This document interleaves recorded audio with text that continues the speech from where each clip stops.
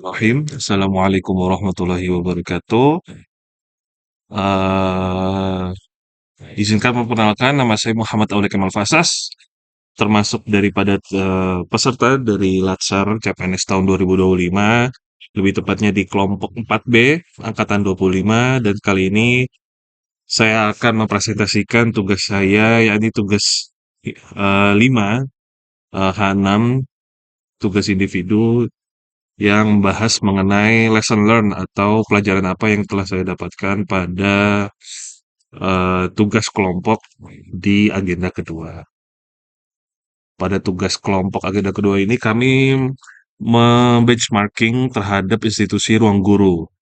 Setelah itu kami memperoleh beberapa pelajaran penting terkait implementasi nilai-nilai budaya kerja yang dapat menjadi inspirasi bagi ASN atau lebih khususnya bagi kami pribadi, yaitu antara lain yang pertama adalah konsistensi pada visi dan misi. Kenapa? Karena ruang guru di sini memegang teguh visi menjadi penyedia solusi pendidikan kelas dunia yang diwujudkan dalam misi dan programnya nyata seperti sekolah online gratis.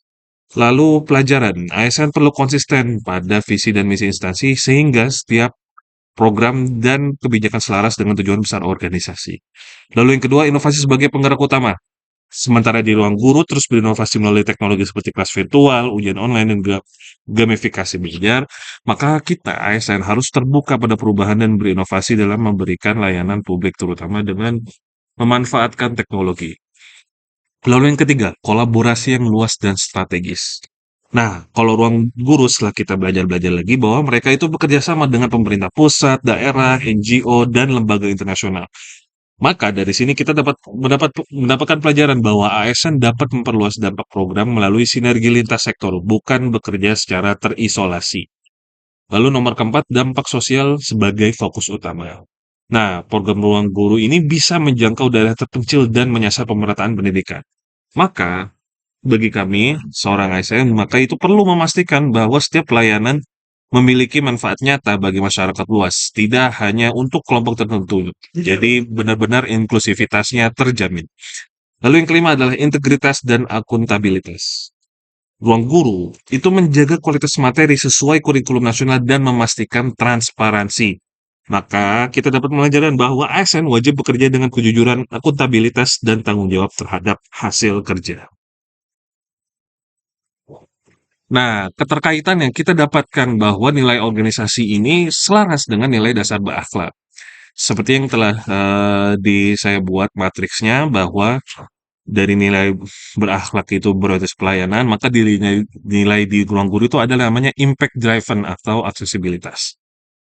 Bahwa mereka memiliki eh, core issue bahwa memberikan layanan berkualitas tepat sasaran, ramah, dan solutif. Maka contohnya kita dapat mengembangkan layanan bimbingan belajar dari gratis untuk siswa daerah terpencil. Di satuan kerja ini dapat diwujudkan dengan program bimbingan atau konsultasi daring bagi masyarakat yang sulit untuk hadir secara langsung.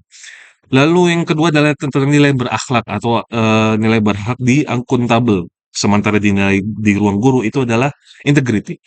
Maka panduan perilakunya adalah bahwa kita tuh harus melaksanakan tugas sesuai SOP, jujur, dan transparan.